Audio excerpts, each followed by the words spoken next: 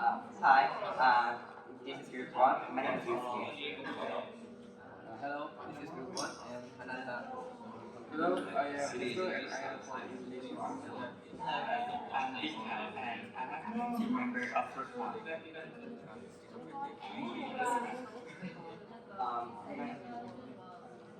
So in group 1, we're gonna talk about how to effectively produce farmers. So we have like 6 content. The first one is introduction, what is oil, and environmental impact. After that, the effects on indigenous and local communities and solutions from our opinion. And the last one is the conclusion. Yes, first of all, do you know about palm oil? I'm gonna explain that. Palm oil are produced by a tree called palm trees, which is located in Africa, and it is more located in near equator, like 10 degrees and 10 degrees near to equator, which means it rains a lot and it's very hot. And the trees goes up to 20 meters, and the pines of this, like in photos, if we squeeze this, will become oils. So this is the pie chart. It represents the amount of plant oil that could be produced in 1 hectare. As you see, with rapeseed oil, sunflower oil, or soybean oil, we just can produce only 1 ton per hectare, but with palm oil, it's like triple the remaining sector. And as you see, it could produce the oil the most, so which is very helpful and for the farmer. Here's 3 examples of products that are commonly being used in palm oil as derivative. On the left is cheap potatoes. Palm is often used as cooking oil to fry snack like chips due to its long shelf life and stability at high temperatures. And in the center is an industrial plant that represents chemical processing. Like palm oil can be refined into glycerin, fatty acids that is used in a wide range of cosmetic and industrial applications. And on the right, we have water of margarine detergents. Many detergents and soap contain substances that make from palm oil derivatives, making them effective at cleaning and warming. This also demonstrates how palm oil plays a major role not only in food but in our daily life. Then we can continue to environmental impacts in education. All farms have 2 impacts to environment, like water use and soil erosion, and after that water consumption. Oil farm expansion can lead to water scarcity and soil erosion by increasing transpiration, soil infiltration, and after using rising forest plantation soil to erosion, especially in the hilly areas and their plantation without quality harvest. It also disrupts one cycle of the groundwater, reaches and create a risk of drought and floods. And after that, in Jammu province, local fields oil palm as a water intensive. Since plantation began, groundwater and surface water have dried up faster than before.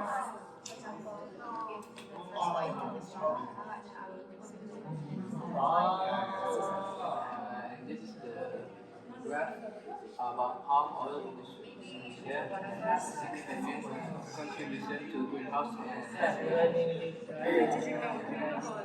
According to land survey from Reuters, the country planted area rose from about 42 million hectares in 2018 to 17.3 million hectares by 2024.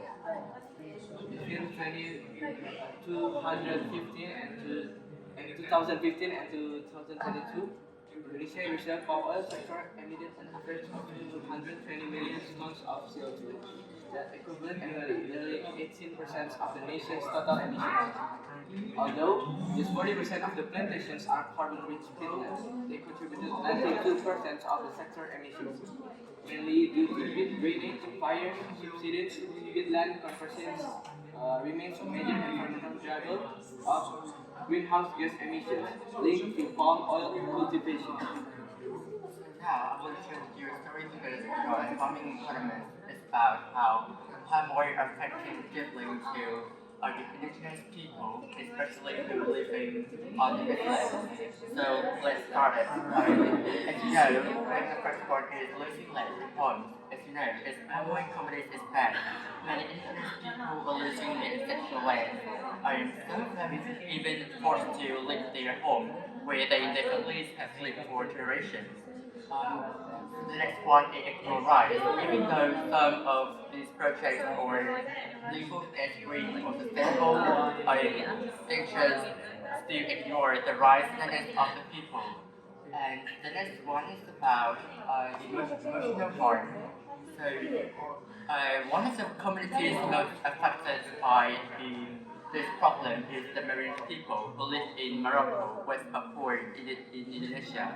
For them, the forest is not just trees or animals, it is part of their identity, their spirit, and also their way of life.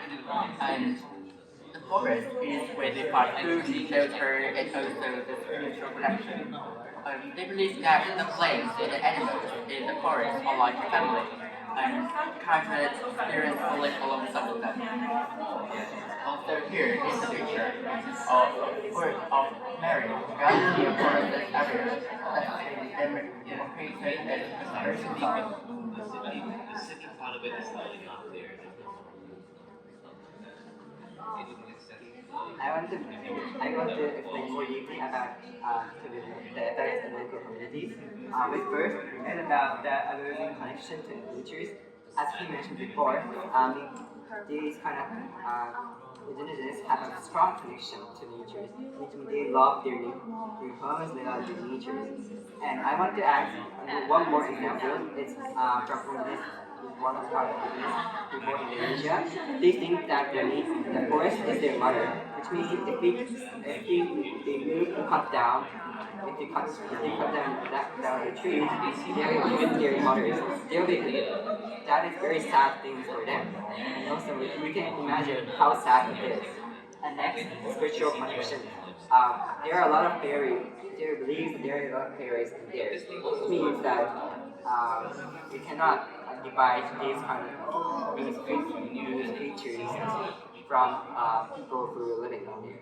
And lastly, I want to talk about land security, which means that farmers and also companies have ruined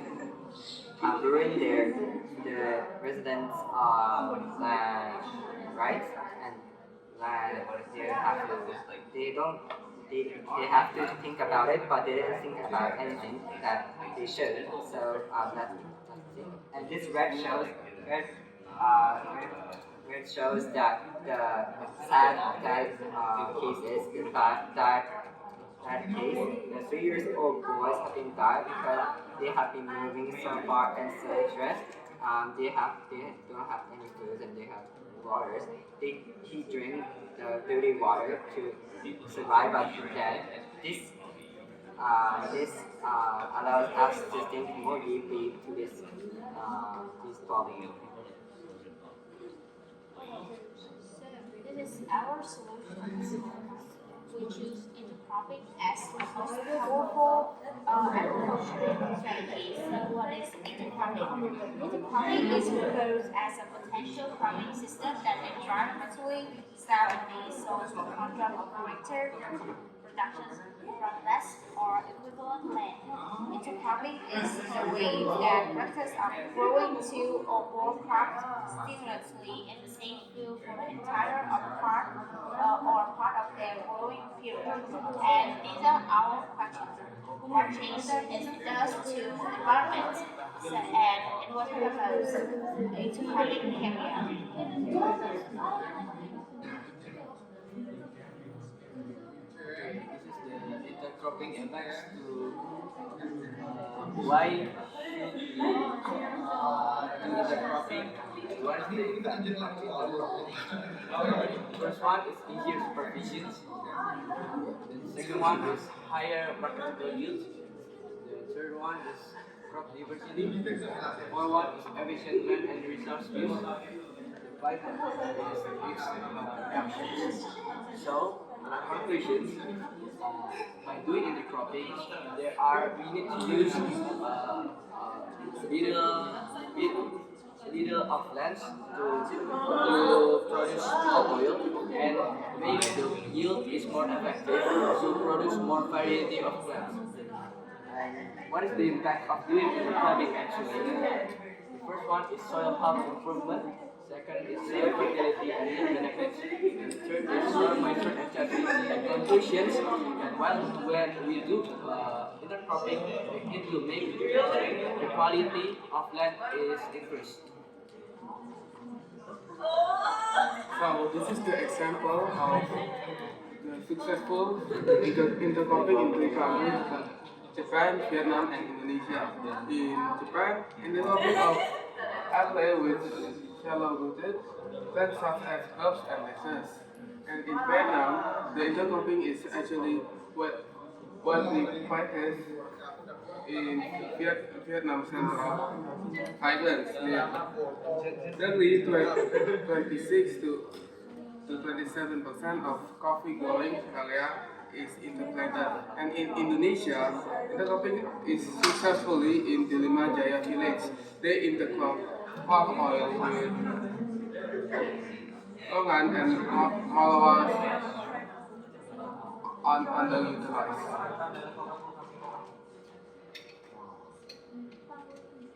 Since this is an effective way, there are some demerits of this. We have 2 points. First is that plant care, which means that we have to, since we are planning to, we have to think about what should we plant. And plants have high potential. Maybe they'll water each of them, and they'll be unbalanced. And also, if we think about our profit, we have to think about our market desires too. And second one is that the extension of disease. If plants have a different disease that can be easily caught or difficult to caught. However, we combine 2 things. We have a twice the risk to have those kind of diseases. So if we solve this problem, it is easier than other plans and methods.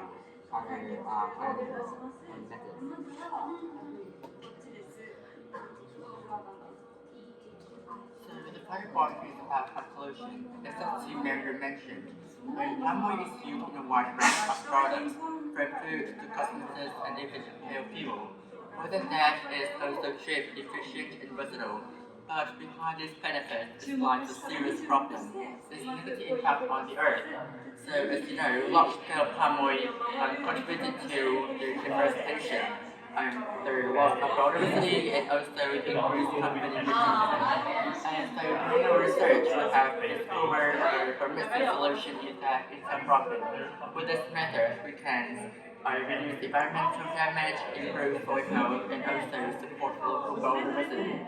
And of course, there's some more disadvantages that we need to overcome, like the farmer needs to access to the accurate techniques and the public awareness about sustainable farming practices also need to be improved. So, but we believe that these obstacles are not impossible to solve. So, in short, with the right support, education, and collaboration, we can intercropping could be a useful way to produce palm oil, which balances both humanist and also the environmental protection. So these are research pages that we have researched for our presentation. So that's all for our presentation. Thank you for listening.